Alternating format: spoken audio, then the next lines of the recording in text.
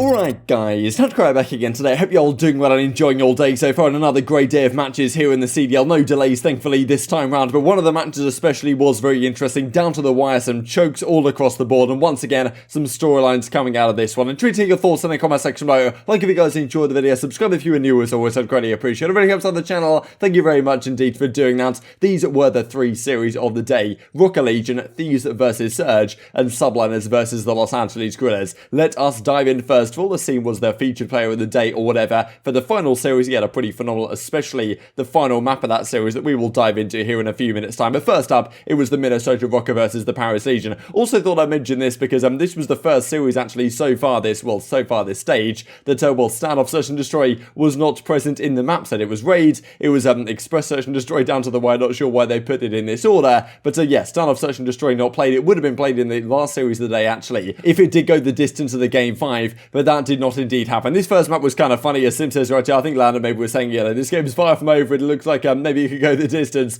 but indeed Rokkr closed it out pretty emphatically here on the Garrison. And yeah, this was a kind of interesting series, right, because we've talked about Minnesota Rokkr. Earlier today we said their hardpoint looks pretty woeful, and they come out against the Paris Legion, which looked good the other day, and they obviously have a great result here, especially in this game number 1. Very dominant, to be honest. Certainly they're the Minnesota Rokkr that we expect to see. And Maniac had a great series here in the respawns. Kind of funny in a way, the fact that Maniac was brought into this team for the number one reason being the fact that his search and destroy is so good, right? There was a whole discussion about accuracy. Search wasn't quite there. MajorManiak has incredible search and destroy, but his search and destroy this time was absolutely woeful. It gets leveled up by Paris Legion right here 1-1. I think MajorManiak goes up 1 in 7 or something, right? So they bring him in for the search. Doesn't really work out, and Paris as of late looked pretty damn good in their search and destroys. However, if you can't win a respawn, that is obviously going to put you in a pretty tough spot. The series goes down to the distance. I mean, Minnesota Rokkr take a pretty hard fought control, certainly, and then Paris Legion in the end can't quite close out this final game. It's pretty incredible scenes. This final hardpoint right here, where you're over towards this P1. Pretty rare that a game is closed out here. Usually it goes a little bit further down to the wire, but or sometimes you get these crazy situations on Moscow where it comes down to time, which kind of almost happened here. Minnesota Rokkr clutch up. Once again, some questionable stuff in the search and destroy. I think we've seen from Scraps tweeting about the fact that they may be making some sort of role changes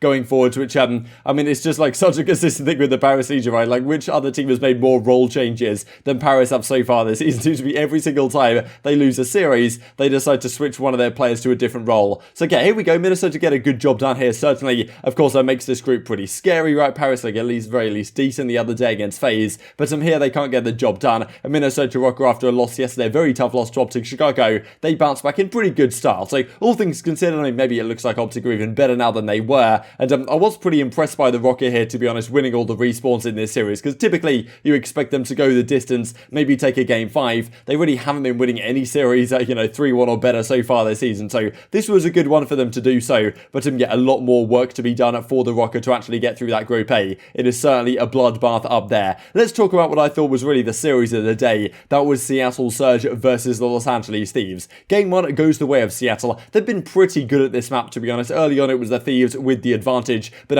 Prestinni especially tends to be very good here. Of course, this was their debut series with for both of these teams, right? Classic was now in the Surge, and on the other side, Thieves now have TJ back in their starting lineup. So definitely went the distance this series. This game number 1 goes the way of Seattle. Was as I say, pretty close fought early on, but sometimes that tends to happen on Apocalypse where one team will just blow the other out of the water. Game 2, we head to another beautiful standoff search and destroy. Just do love to see it. Venom has a great map right here. I don't know how old he would have been when they were last playing search and destroy on standoff back in 2013 or Black Ops 2, 2012, 2013. I guess he was like 8 years old or something crazy like that. But yeah, has a great map right here. Goes 10 in 4, I believe. Early on, gets a nice little kill on Octane right there, and helps close out the game. I think Octane has some good moments as well in this one, but it's just not quite enough. Octane finds himself in a 1 versus 2 and gets shut down, and Thieves manage to tie up the series right here. So they win a standoff search and destroy. Not an actual massive blowout, right? We see so far this stage at the very least that most of the standoff search and destroys tend to be completely dominant for the team that is winning. This time 6-3, not well, I suppose incredibly dominant. But yeah, Thieves managed to get the job done and tie up the series.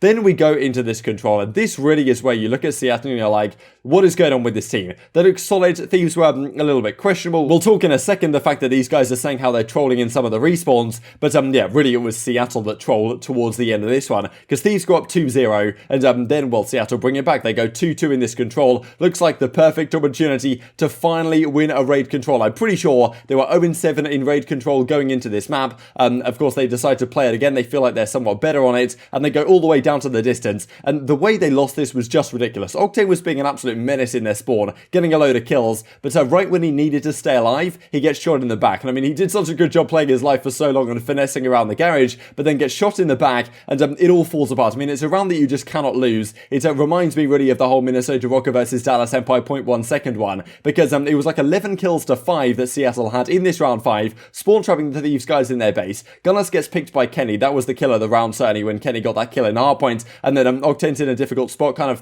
feels like he needs to turn around to help support his team in the hill. He gets shot in the back, and then it all goes downhill. I mean, really a round that you just cannot be losing, right? And that's why a lot of people have been talking about the fact that, like, Seattle just cursed, right? I mean, I remember when the whole discussion came out about that statistic, the fact that Octane won the same amount of series at Black Ops 4 World Championships than he won since then. He tweeted out saying effectively, like, wait until you guys, the timeline is screwed when I win a series, effectively. I'm going to be going off on the main stage. But since that's been talked about, there has been, well, clearly no victories in a series at all for the Seattle Surge. And as you can see right here, Octane contemplating his future in, well, I suppose the Seattle Surge more generally, 0-8 in raid control this season. And speaking of 0-8, we'll talk about what happens when the series gets finished off. However, Octane does turn up here on the map 4. I thought maybe they'll lose FeLo as a result of that, but fair play to, well, the Seattle Surge. They bounce back pretty emphatically and win this Moscow hardpoint. Again, some questionable plays coming out from the Thieves. Their first series back with TJ, I guess you'd expect some jitters in that sense, but yeah, as you can see, Seattle closes out pretty well indeed. 28-18 goes Octane. Definitely, well, it's pretty fun using the Krig on Moscow hardpoint when the SMG players are running into you, especially with the new buff in action. However, Thieves clutch up in very impressive fashion, clinical stuff in the game 5. And this is a map that's been very good for them, to be honest, Thieves, ever since they initially formed this roster. Seattle were really good at this map in the early part of the season, but it's not good enough. Thieves get the job done 6-1, and yeah, Seattle Surge once again, they take a team the distance, they win 2 hardpoints, right? If you're Seattle, you're winning 2 hardpoints, that's the ideal. And I talked about this really when Seattle started making some changes, the fact that, look,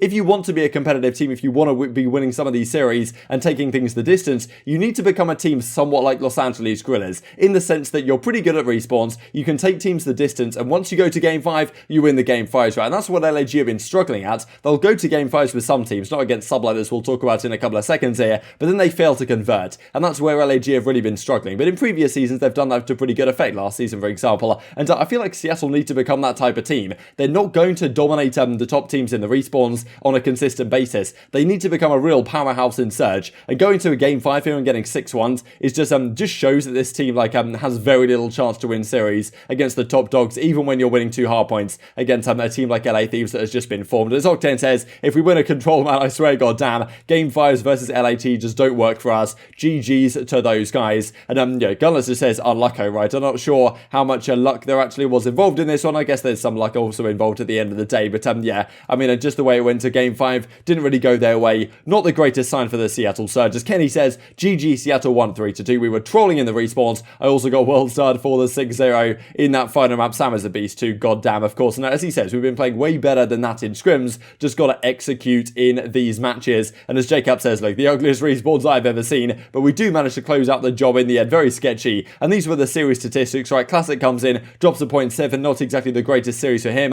Octane drops 94 kills. Of course, the statistics aren't everything by any means, but still, looking at Seattle, not consistency across the board. And on the Los Angeles Thieves side, pretty impressive stuff, to be honest, the consistency here. TJ not with the greatest series back in the team, but if you win this series, does it really matter at the end of the day? This was kind of funny as well. Octane comes back, make a change here. People have been talking trash on Jacob and some of the decisions that the Thieves have been making as of late, especially regarding the Huke situation. But yeah, well, Jacob not particularly willing to make any changes anymore. It does seem, at least if this team continues in the direction they are at the present time. But a victory against Seattle isn't necessarily incredibly impressive in the fashion that they got it. Let's talk about the final series of the day then. That was Subliners versus the Los Angeles Guerrillas. One of these series that it really feels like Subliners are just way too good at the respawns for Los Angeles Guerrillas to compete. They did honestly get very close indeed. And this is one of the things with LAG, like, this is what they try and do. They try and be really good at searches, take a respawn, win in the game 5. And I think they would have had a great chance of doing that if it did go to the game 5 standoff. It doesn't happen though. Apocalypse gets closed out by the Subliners. Another, like, classic Subliners play. The first rotation's pretty close. This is, like, what I find so impressive about the Subliners, is that it very much reminds me of what the OpTic Dynasty used to do back in the day. They would win so many of their hardpoints, by the first rotation would be close, and then from the P1 of the second rotation through to that entire second rotation, they would pull away a massive lead. It seems to happen all the time now with the subliners. At least on the second, third rotation, they get a really good rotation back to P1 to P2, and they string everything together perfectly. And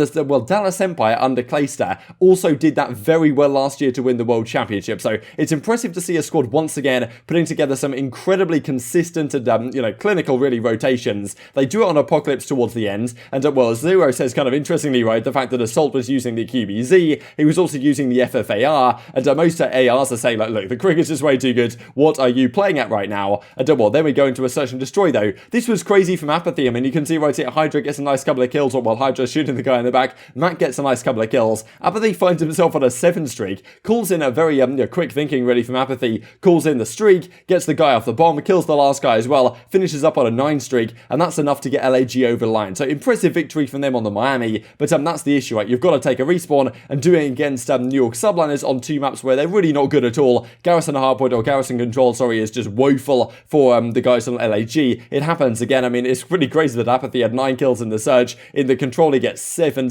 in 17. I mean, look at the slaying right here. I mean, it was such a quick map, this one. And then we go to a Moscow Hardpoint, and they close that out as well. A very similar fashion, once again, to what we talked about, the fact that, early rotations are pretty close, and then they just string together a P5, P1, P2, and close out the game then and there. So really impressive stuff from the subliners once again. Again, I mean, winning all the hardpoints in a series, that's something they've been doing, well, against pretty much anyone they play as of late, and LAG no exception to the rule on this occasion. Wanted to talk about these statistics as well, right, because, yeah, overall stats, I mean, look at this. On the side of New York subliners, very impressive indeed. Speaking of stats, I think I forgot to mention, actually, the fact that subliners or Surge even losing that series earlier, that was their 8th loss in a row. I'm sure you guys have already figured that out from the thumbnail, but yeah, 0-8 in raid control, and now 8 losses in a row since they won their last series, way back, I believe, in stage 2. I mean, that is, well, not the prettiest thing you're ever going to see. Mac, though, with some very pretty numbers here indeed, with the exception of the Search and Destroy getting the job done in this series. But intriguing your thoughts in the comment section below. What can CDL even do at this point? It just seems to be an absolute disaster on all fronts. Hope you guys enjoyed the video. If you did enjoy it, I'd greatly appreciate a like on the video. It really helps out the YouTube algorithm that you enjoyed this content. Other people like you may enjoy this content as well, and I've grown the competitive Call of Duty community. Thank you much, as always. Take care, and I will see you next time.